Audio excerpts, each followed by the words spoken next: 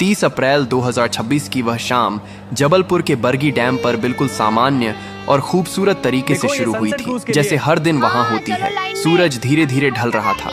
नर्मदा नदी का पानी सुनहरी रोशनी में चमक रहा था।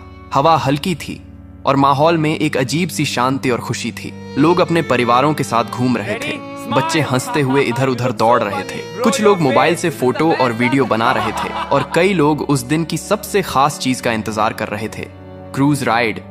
वह बड़ी मोटर बोट जो लोगों को नदी के बीच लेकर जाती है ताकि वे प्रकृति के बीच कुछ पल शांति से बिता सकें। लगभग शाम के 5 बजे के आसपास लोग धीरे धीरे उस नाव में चढ़ने लगे। कोई अपने दोस्तों के साथ था, कोई परिवार के साथ, कोई अपने छोटे बच्चों को गोद में लेकर चढ़ रहा था।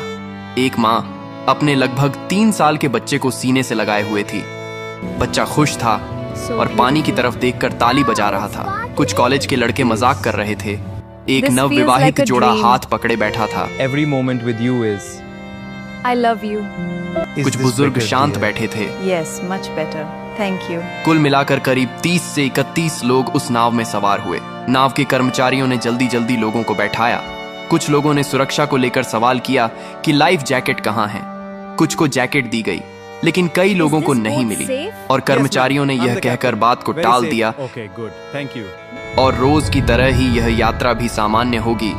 उस समय किसी को अंदाजा नहीं था कि यही छोटी सी लापरवाही कुछ ही देर में कितनी बड़ी त्रासदी में बदलने वाली है। नाव धीरे धीरे किनारे से दूर जाने लगी। इंजन की आवाज हल्की थी। पानी पर हल्की लहरें बन रही थीं। लोग खुश थे। कोई सेल्फी ले रहा था, कोई वीडियो बना रहा था। बच्चे पानी को देखकर खुश हो रहे थे। कुछ लोग गाने गा रहे थे। माहौल बिल्कुल एक पिकनिक जैसा था। लेकिन जैसे जैसे नाव आगे बढ़ी, आसमान का रंग धीरे धीरे बदलने लगा। दूर कहीं काले बादल दिखाई देने लगे। हवा थोड़ी तेज हो गई। शुरू में किसी ने ज्यादा ध्यान नहीं दिया, क्योंकि अक्सर ऐसा मौसम आता है और चला जाता है। लेकिन कुछ ही मिनटों में हवा की रफ्तार बढ़ने लगी। पानी में हलचल तेज हो गई। नाव हल्की हल्की डोलने लगी। कुछ लोगों ने चिंता जताई और कर्मचारियों से कहा कि शायद वापस लौटना चाहिए, लेकिन जवाब मिला कि यह सामान्य है और डरने की कोई बात नहीं है।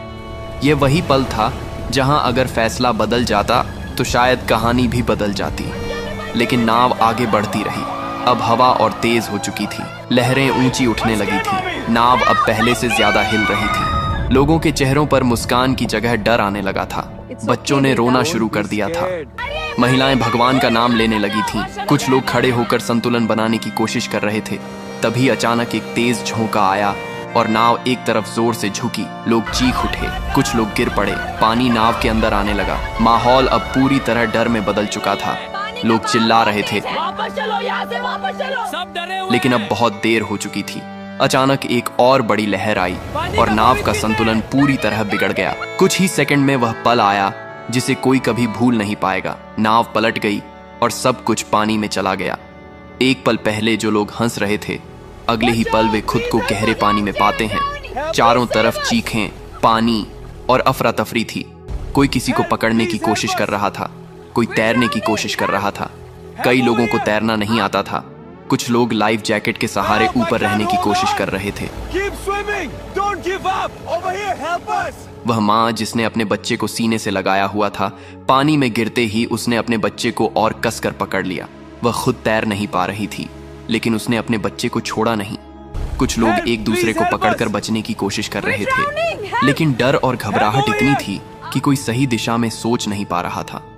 इस बीच किनारे पर मौजूद कुछ लोगों ने शोर सुना और तुरंत मदद के लिए दौड़े। पुलिस और रेस्क्यू टीम को सूचना दी गई। कुछ ही देर में बचाव कार्य शुरू हुआ। नावें भेजी गईं। लोगों को पानी से निकालने की कोशिश की गई।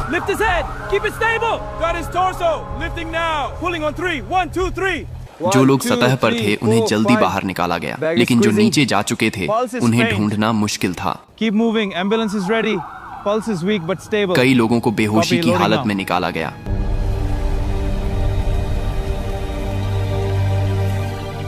लेकिन कुछ लोगों को बचाया नहीं जा सका। धीरे धीरे यह साफ होने लगा कि यह सिर्फ एक हादसा नहीं बल्कि एक बड़ी त्रासदी बन चुका है। अस्पताल के बाहर परिवारों की भीड़ जमा हो गई। हर कोई अपने अपने लोगों के बारे में पूछ रहा था। किसी का बेटा अंदर था। हर एम्बुलेंस के आने पर दिल की धड़कन तेज हो जाती थी, लेकिन कई बार जवाब उम्मीद के खिलाफ होता था। कुछ लोग हमेशा के लिए चले गए थे। कई परिवार टूट चुके थे। बाद में जांच में सामने आया कि मौसम की चेतावनी को गंभीरता से नहीं लिया गया, नाव को समय पर वापस नहीं मोड़ा गया और सबसे बड़ी बात, सभी यात्रियों को लाइफ जैकेट नहीं दी गई। यह एक ऐसी गलती थी जिसकी कीमत कई जिंदगियों ने अपनी जान देकर चुकाई। 30 अप्रैल की वह शाम जो खुशी और सुकून से शुरू हुई थी, वह दर्द, चीखों और आंसुओं में खत्म हुई। और आज भी जब उस घटना को याद किया जाता है तो एक ही सवाल मन में आता है, अगर थोड़ी सी सावधानी बरती जाती, अगर सही समय पर सही फैसला लिया जाता, तो क्या ये लोग आज जिंदा होते? यह हादसा सिर्फ एक घटना नहीं था, यह एक चेतावनी थी कि जिंदगी में सुरक्षा को कभी हल्के में नहीं लेना चाहिए, क्योंकि एक छोटी सी लापरवाही भी सब कुछ छीन सकती है। और उस दिन नर्मदा का शांत पानी गवाह बन गया उन आखिरी पलों का, जहां हंसी अचानक खामोशी में बदल गई और कई कहानियां अधूरी रह गईं।